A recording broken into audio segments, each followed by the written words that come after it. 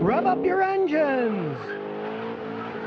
Xavier 456 says, hey Scotty, what do you think about Peugeot's plan to sell cars in the U.S. in 2023? They pulled out decades ago. They used to sell them. I had customers with Peugeots, and the problem was I couldn't get parts for the stupid things. It was very hard to get information to fix them too. Well, today you can always get information because there's the internet and there's plenty of information out there. So it's not like you can't get information anymore. But if you can't get parts, or the parts cost way too much money, or in the case of Peugeot, the cars weren't built all that well in the first place. I think they're nuts if they start selling cars in the United States, because look at Fiat. They started selling cars when they bought Chrysler back in the United States. They also do sell Fiats, but they're selling so few of them that they're even talking about pulling Fiats out of the United States now and only selling the Chrysler versions that have Fiat engines and stuff in them. But the actual brand Fiat, it's selling so poorly, I think Peugeot would be fools to come back to the United States, because I don't think Americans want to drive their junky cars. KF says, I was using McGuire's wheel cleaner to clean my rotors rust off, and then the rust came back. What's up? Don't waste your time cleaning your rotors. Rotors on most vehicles are made out of steel. We live in Earth, which has a lot of water vapor in our atmosphere. When your rotors get hot, as they do as you stop, turns all the energy into heat, the water vapor comes on, and they start to rust.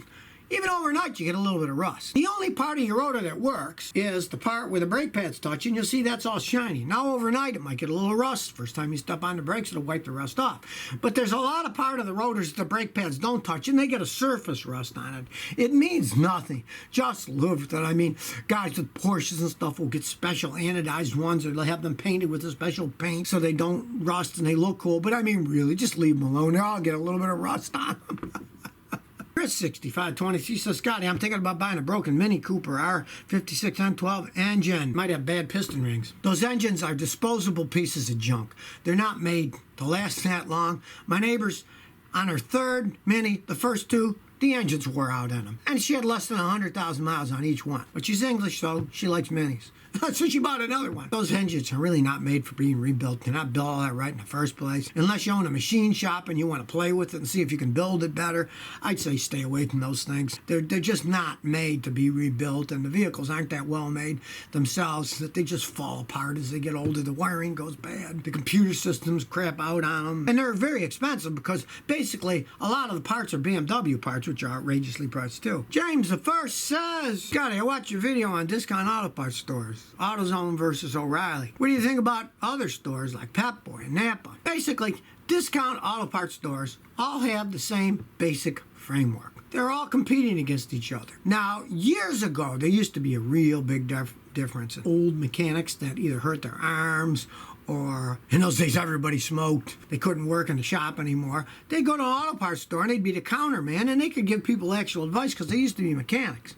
Well, you don't see that in any of them anymore. So to some extent, very, very similar in their setups. I've talked to various guys in various places. They all have the same basic setup where the new workers pretty much are making close to minimum wage. The manager is tied into the company. Usually they get some kind of stock in the company, pressured by the company to have so much sales as possible, and they have contests against each of the stores.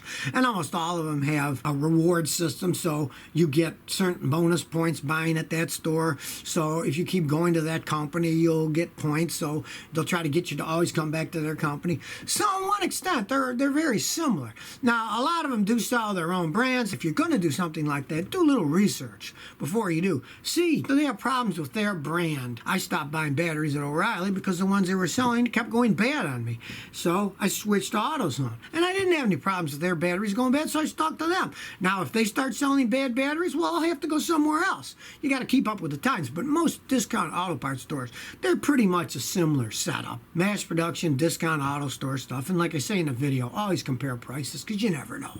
If one's cheaper than the other for the same thing, for Mobile One, go to the one that costs less. It's the same stuff. Jerome H. says, what do you think about buying parts online? What do my customers want? They want to get their car fixed as fast as possible at a decent price. I generally don't buy much online because as fast as possible, you're buying it online, it's not going to be in my hands in 5 minutes. If I can drive anywhere or have a place deliver me parts that I know are good parts, that's the route I'm going to go. Sometimes it's in the wrong box, or their system is wrong and sends the wrong part. Well, in that case, 5 minutes, I go and get the right part. If it was online, then you got to wait for the shipping, then you got to send it back, and a lot of the online stuff, yeah, they have better prices, but a lot of times it's the cheapest Chinese products they can buy, and that's how they have lower prices. I am not a fan of online, but let's say you're fixing your own car and you got more than one car, and time doesn't matter. See, if one company has good parts, then stick to them if you want to save money. There's nothing wrong with that. Scotty, I'm starting to work on my own car, and I need quite a few tools. I don't want to get junk, but I want to spend too much money. What would you suggest? If you go to a place like, let's say, Harbor Freight Tools, they're all over the place. Go to the store and look at the stuff. Now, you're going to need a good jack. Don't buy their $59 one. Buy the $100-something one, because that can last you a lifetime for what you're going to be using.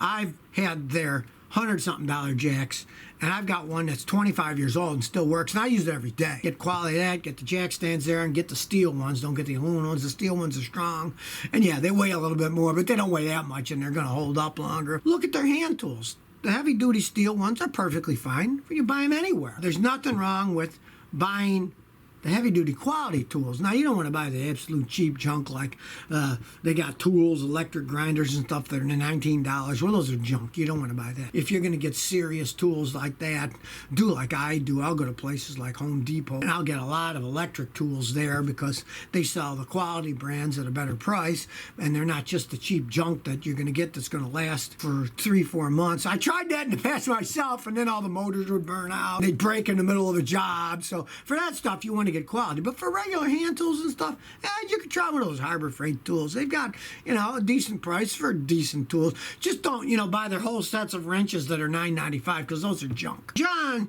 Cipollette says, I wonder if Scotty's Italian like myself. He uses his hands when talking. Hey, what's the matter you?